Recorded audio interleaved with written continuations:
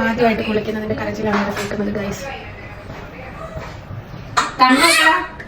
കണ്ണൊക്കെ പാടെല്ലാം പോണ്ടേ, നല്ല സുന്ദരി കണ്ണാവണ്ടേ. തുളസി എന്ന് പറഞ്ഞിട്ട് റൂമുണ്ട് നമ്മുടെ ബുക്കിന്റെ തൊട്ടപ്പുറത്ത്. ഇപ്പൊ തൽക്കാലം നമ്മള് ഇവിടെ കിടന്ന് ഉറങ്ങുന്നുണ്ടായിരുന്നല്ലോ, കാണുന്നില്ല.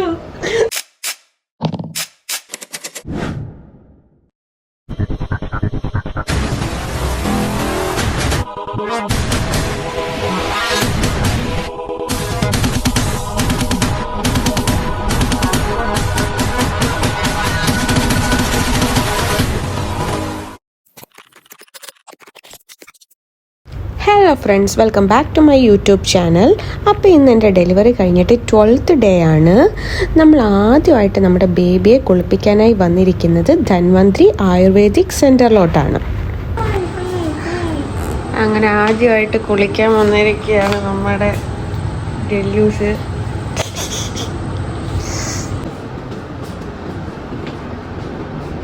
അപ്പോൾ ഇതാണ് ഡോക്ടറിൻ്റെ റൂം, കൺസൾട്ടേഷൻ റൂം. ഡോക്ടർ എത്തിയിട്ടില്ല. പിന്നെ ഇത് നമ്മുടെ റിസപ്ഷൻ. പിന്നെ ഇവിടുത്തെ ഓരോ ട്രീറ്റ്മെൻറ്റ് റൂമിനും ഓരോ നെയിമാണ് കൊടുത്തിരിക്കുന്നത്. ഇത് നെയിം ജസ്റ്റ് തുറന്ന് കാണിക്കാം.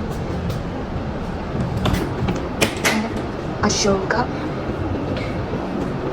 അത് കഴിഞ്ഞ് നമ്മൾ ഇങ്ങോട്ട് വരുമ്പോൾ മുത്തൻ്റെ നല്ലൊരു ഇതുണ്ട്. പിന്നെ ട്രീറ്റ്മെൻറ്റ് റൂം മഞ്ഞാണ്. ഈ റൂമിലാണ് എന്നെയും ബേബിയും ഒക്കെ കുളിപ്പിക്കുന്നതും.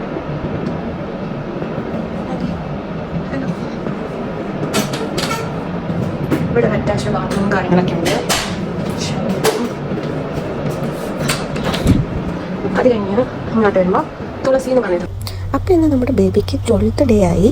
ഇതുവരെ കുളിപ്പിക്കുന്നുണ്ടായിരുന്നില്ല. കാരണം നമ്മുടെ ഹോസ്പിറ്റലിൽ നിന്ന് പറഞ്ഞിട്ടുണ്ടായിരുന്നു ആദ്യത്തെ 10 ദിവസമൊക്കെ ജസ്റ്റ് തുടച്ചെടുത്താൽ മതി. കാരണം നമ്മുടെ കുഞ്ഞിൻ്റെ പുക്കിൾക്കുടി പോയതിന് ശേഷം മാത്രമേ കുളിപ്പിക്കാൻ പാടുള്ളൂ എന്ന് ഹോസ്പിറ്റലിൽ നിന്ന് പ്രത്യേകം പറഞ്ഞിട്ടുണ്ടായിരുന്നു.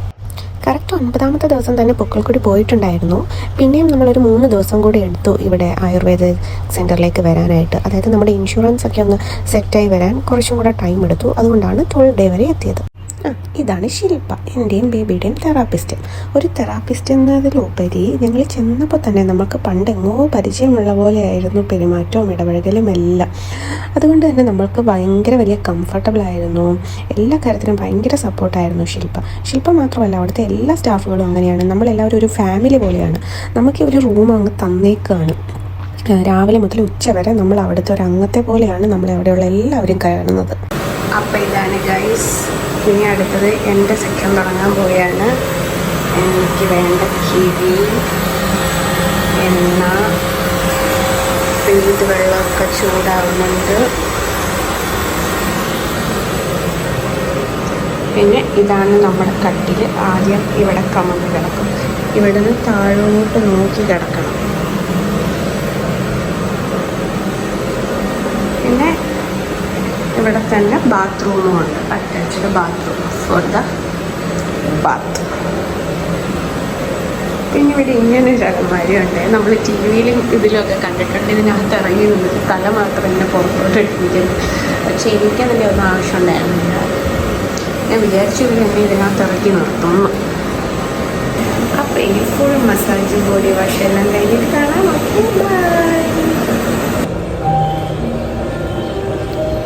നമ്മുടെ കുളിയൊക്കെ കഴിഞ്ഞു.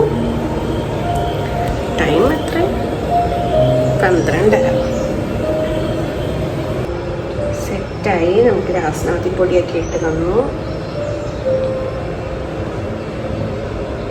ഫേസ് പാക്ക് ഒക്കെ ഇട്ട് തന്നിട്ട് നല്ലൊരു ചേഞ്ച് തന്നെ കാണാനുണ്ട്. പക്ഷേ നമ്മളെടുത്തു, ഇത് മസ്റ്റാണ്. അങ്ങനെ ഞാൻ 2-2.5 മണിക്കൂർ നീണ്ട കുളിയൊക്കെ കഴിഞ്ഞ് തിരിച്ച് റൂമിലെത്തിയപ്പോഴത്തേക്ക് കണ്ട കാഴ്ച എന്താണെന്ന് നിങ്ങൾക്ക് കാണണ്ടേ?